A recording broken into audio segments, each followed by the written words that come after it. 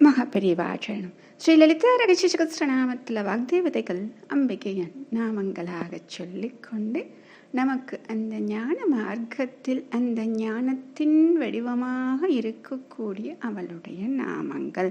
இந்த நாமங்களை நம்ம முதல்ல பார்க்கும் பொழுது எப்படி நமக்கு தெரிந்திருக்கும்? உருவத்தின் மூலமாக, ஒரு ரூபத்தின் மூலமாக எந்த வடிவமாக இருக்கிறாள் என்று நாம் நினைத்து பார்த்திருப்போம். எப்பொழுது அதே நாமங்கள் அதற்குள்ளே செல்லும் பொழுது அனைத்திற்குள்ளும் ஒரு தத்துவம் உண்டு இல்லையா? அதை நமக்கு சொல்லி இந்த ஞானம் தான் அவள் என்று நமக்கு சொல்கிறார்கள். ஆக உருவங்கள் அப்படிங்கிறது நமக்கு கற்பிப்பதற்காக, எதை கற்பிக்க? இந்த பக்தியை கொண்டு வந்து நம்மிடம் சேர்ப்பதற்காக, அவளை நாம் பற்றி கொள்வதற்காக. அப்படி இப்போ நமக்கு எல்லாம் புரிஞ்சது இல்லையா?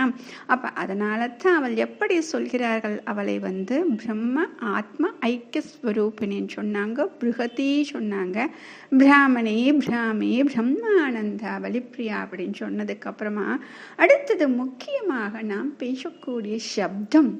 எதற்காக இந்த சப்தங்களுக்கு இவ்வளவு முக்கியத்துவம் கொடுத்தார்கள் நம் முன்னோர்கள்? நம் வாயில் இருந்து வரக்கூடிய பேச்சுக்கள், சப்தங்கள் அனைத்தும் மங்களகரமாக இருக்க வேண்டும் என்று எதற்கு சொன்னார்கள்? நமக்கு 1000 கேள்விகள் இருக்குமே. அதற்கெல்லாம் அழகாக ஒரு பதிலை சொல்லக்கூடிய ஒரு நாமம். ஓம் பாஷாரூபாயை நமஹ. ஓம் பாஷாரூபாயை நமஹ. இப்போ இந்த நாமத்தை சொல்லும் பொழுது நமக்கு என்ன தெரிஞ்சிருச்சு அப்படின்னா, பாஷையின் ரூபமாக, மொழிகளின் வடிவமாக அவள் இருக்கிறாள் அப்படின்னு. இதற்கு முன்னாடி நம்ம என்ன நாமம்லாம் பார்த்தோம்? மாத்ருகா வர்ண ரூபிணி அப்படின்னு பார்த்தோம். ஆக சப்த பிரம்மமாக அவள் தான் பறந்து விருந்து இருக்கிறாள். அதுக்கு முன்னாடியும் ஒன்று பார்த்தோம், வைகரி ரூபமாக. இப்பொழுது நாம் அனைவரும் செய்யக்கூடிய சப்தங்கள், வார்த்தைகள், நாம் சொல்லக்கூடிய விஷயங்கள், சொல்லக்கூடிய கதைகள், கவிதைகள், பாடல்கள் எதுவாக இருந்தாலும் அனைத்தும் அவள்தான். அதனால தான் அந்த வாக் சக்தியை நல்ல விஷயத்திற்கு மட்டும் உபயோகப்படுத்த வேண்டும், அதிகமாக பேசக்கூடாது அப்படிங்கிற ஒரு விஷயத்தை நமக்கு சொன்னாங்க.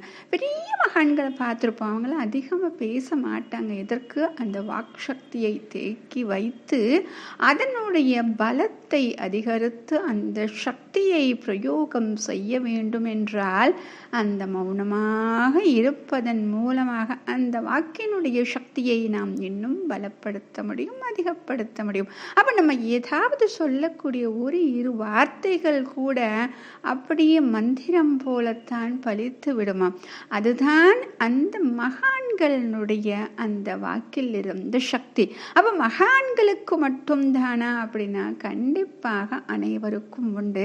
ஆனால் அவர்களுக்கு அதை அடக்கி ஆள தெரிந்தது, வாக்சக்தியின் பெருமை அவர்களுக்கு தெரிந்தது, அதனுடைய அற்புதம் அவர்களுக்கு தெரிந்தது. ஆக வாக்கின் வடிவமாக அவள் இருக்கிறாள் என்று சொல்லிவிட்டோம். அப்ப அந்த வாக்கு அப்படிங்கிறது என்னங்க? சப்தம். அந்த சப்தம் அப்படிங்கிறது எப்படின்னா எழுத்தாகவும் சப்தமாகவும் வருகிறாள். அடுத்தது அந்த எழுத்தையும் சப்தத்தையும் சேர்த்து கொண்ட வார்த்தைகளாகவும் அவள் தான் வருகிறார். அப்ப நம்ம பேசக்கூடிய பேச்சு எப்படி இருக்க வேண்டும்?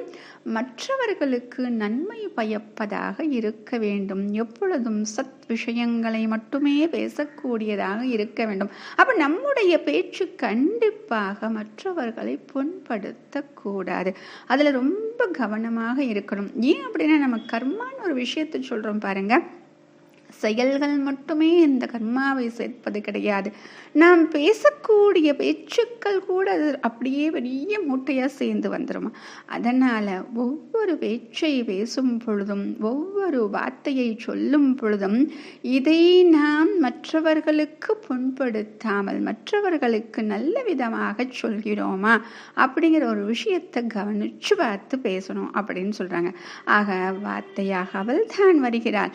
அந்த வார்த்தைக்குரிய பொருளாகவும் அவள் தான் இருக்கிறாள். அப்ப பாஷை அப்படின்னு சொன்னோம்னா அதுல எவ்வளவு விஷயங்கள் நம்ம சொல்றோம். இலக்கணம், இலக்கியம், கவிதை, கதை, என்னென்ன நம்ம சொல்கிறோமே, அனைத்தும் யாருங்க?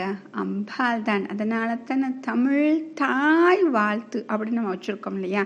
தாய் தமிழ் அப்படின்னு சொன்னோடனே நமக்கு இந்த வாக்கு சக்தி அப்படின்னு சொன்னோடனே நமக்கு எந்த கடவுள் ஞாபகத்துக்கு வருது அப்படின்னா, சரஸ்வதி அப்படின்னு இருக்கக்கூடிய அந்த ரூபம் தான் நமக்கு ஞாபகம் வருகிறது. ஏனென்றால் பாஷை வாக்சக்தி அப்படின்னு சொன்னாலே அவள் தான் அப்படின்னு. அதனால தான் சரஸ்வதி சகஸ்ரநாம அர்ச்சனையில் கூட பாஷாவத்தியை அப்படின்னு சொல்லுவாங்களா, பாஷாவத்தியை நமக அப்படின்னு சொல்லுவாங்க. ஆக விசேஷமாக சரஸ்வதி ஸ்வரூபமாக வழிபடுகிறோம். அப்படி சொல்லும் பொழுது ஒரு 3 நாமாக்களை எப்படி சொல்லுவாங்க அப்படின்னா, யாவத் தட்சண மாத்ருகாயை நமக, யாவத் பதமையை நமக, யாவத் சப்தரூபாயை நமகன்னு சொல்லுவாங்க. அதாவது மாத்ருகாய நமக அட்சணமாக, பதமையை நமகன பதமாக, சப்தரூபாயன சப்தமாக. அப்போ மொழியின் வடிவமாகவே அவள் இருக்கிறாள். அப்போ இந்த மொழியை எதற்காக நமக்கு கொடுத்தாள் அப்படிங்கிறத யோசிக்கணும் இல்லையா?